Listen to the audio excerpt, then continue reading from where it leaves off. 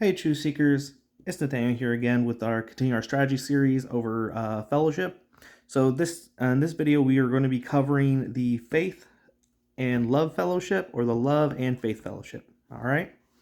Start off with, because we have Love and Faith, we are able to run this power card, which produces both faith and love for this deck. All right. And then we get to our letters. This is a letter to Corinth and a letter to Ephesus. This allows you to search your deck for any Animo that provides a Love Fellowship bonus, and this lets you search your deck for an Animo that provides a Faith Fellowship bonus. And this helps you out searching out your level 2s that have the Fellowship bonuses. A lot of cards search for just level 1s. This card doesn't have that restriction. All right, next up we got our Flow. So Flow is very reminiscent of set 1 with Woolsey and Flow. And I'm glad that they really made Flow really good for Red Letter Day. To start with, we have this Flow. This Flow is 1 for 4 discard, which is okay value. It's actually good value because it's on par with like a Pumpkindle.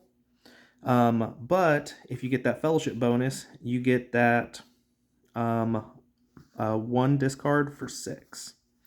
This Flow has the ability that when it's played from your hand to your small group, you can place 1 Love Animo from your discard pile into your hand. This is extremely effective because it allows you to go grab back 1 your Love Animo, which empowers you to do your Fellowship bonus with your Flow level 2. Flow level 2 is a 1 for 6. That's not great value for a level 2.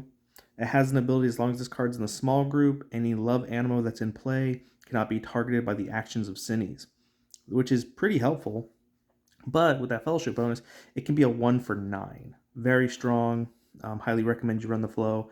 I'm glad they kept it a 1 cost because Carolyn is now using this Flow in her 1 cost deck. All right, next up we got Fairly. Fairly is a fairly good card.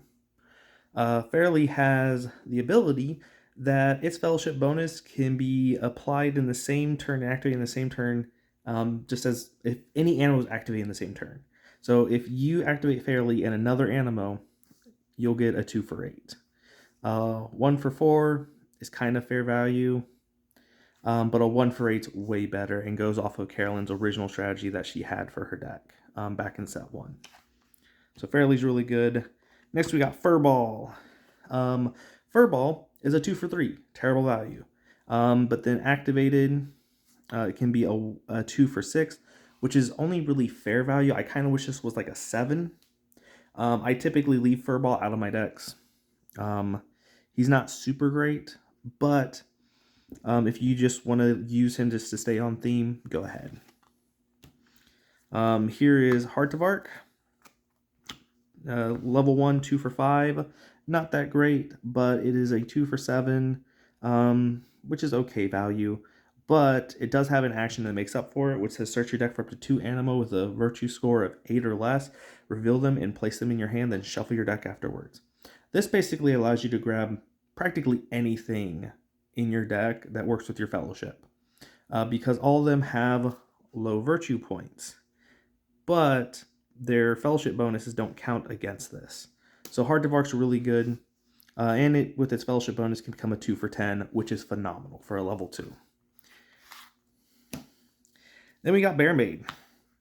Bear Maid by itself is a level 1, a 1 for 3, and you activate it for 1 for 5 if you have the Faith Fellowship bonus, but also grows into Bear Maid level 2, which technically just makes this better, because it becomes a 1 for 8 and you can use it for anything. You won't get a Fellowship bonus out of it, but to be fair, unless you need the love, then Bear Maid's level 2 is typically better. All right, next up we have non-Fellowship cards, but this is nave, level 1. It is a 2 for 5, which is kind of meh value, especially for something that specifies its cost. It costs 1 faith and 1 love. However, this Bible verse is great. It was a Bible verse challenge card last year. I probably will run the other nave over this because the other nave has an ability. But I do like the artwork on this one better. Then we got to get our Mercifire out there. Mercifire is a 3 for 9, which is great value for a level 1.